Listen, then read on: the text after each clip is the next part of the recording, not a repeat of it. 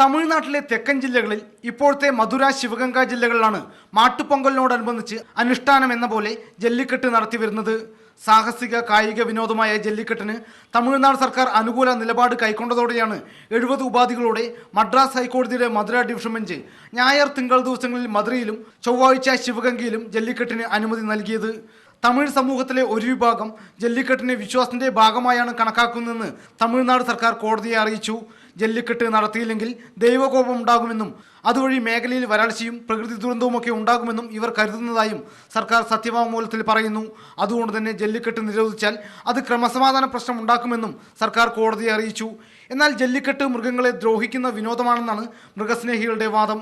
എന്തായാലും ജല്ലിക്കെട്ടിനെത്തുന്ന കാളക്കൂറ്റിന്റെ തോളിൽ പിടിച്ചു തൂങ്ങുന്ന യുവാവിനെ വീരപുരുഷനായി വാഴ്ത്തുന്ന നാട്ടിൽ ഒരിക്കൽ കൂടി കാളയെ മെരുക്കുന്ന സാഹസിക വിനോദത്തിന് അരങ്ങുണരുകയാണ്.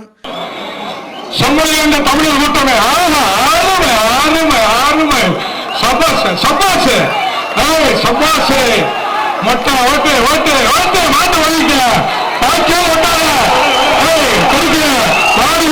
G Prasad Kumar, Amrita news, Chennai.